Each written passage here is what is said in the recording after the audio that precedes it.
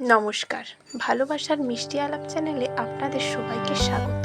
আজকের রেসিপি নিরামিষ আলুর তরকারি। নিরামিষ দিনে এই আলুর তরকারি থাকলে রুটি, লুচি বা পরোটার সাথে জাস্ট জমে যাবে। এই নিরামিষ আলুর তরকারি করতে আমার লাগবে টমেটো কুচি, আদা বাটা, কালো জিরে, কারি পাতা আর চেরা করা কাঁচা লঙ্কা। এই তরকারিতে টমেটোটা একটু বেশি করে দিতে হবে। আর আলুকে আমি ছোট ছোট করে কেটে নিয়েছি। প্রথমে কড়াইয়ের মধ্যে জল দিয়ে আলুগুলোকে নুন হলুদ দিয়ে সেদ্ধ করে নিতে হবে।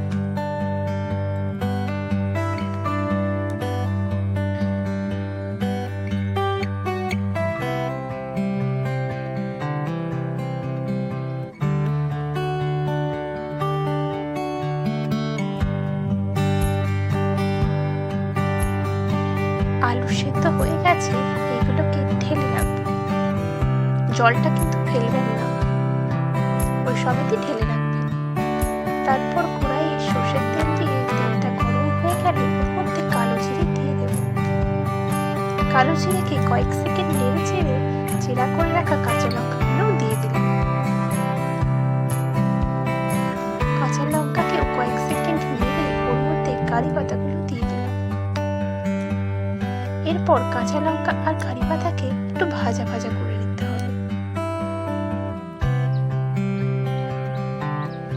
ওগুলো ভাজা ভাজা হয়ে গেলে ওর মধ্যে কেটে রাখা টমেটোগুলো দিয়ে দিলাম।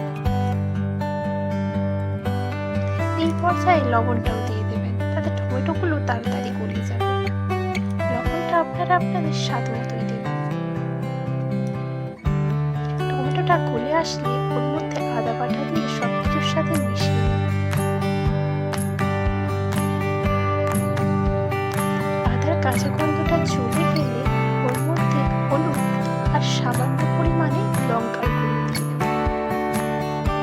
এই তরকারিতে বেশিরভাগ ঝালটাই কিন্তু আসবে কাঁচা লঙ্কা থেকে। মশলা কষানো হয়ে গেলে আরো একটু জল দিয়ে আরো কিছুক্ষণ কষিয়ে নেবেন।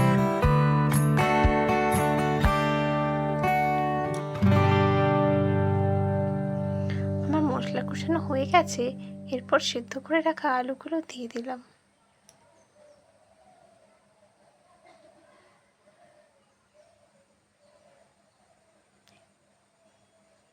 ঝোলটাকে কিছুক্ষণ ফুটিয়ে নিতে হবে। ওই সময়ে আরেকটা কড়াইয়ে 2 চামচ জিরা আর কারি পাতাকে শুকনো কড়াইতে নেড়ে নিলাম। ওগুলোকে ঠান্ডা করে গুঁড়ো করে রাখবেন। এদিকে ঝোলটাও ফুটে গেছে, কিছু আলুকে ভেঙে দিতে হবে,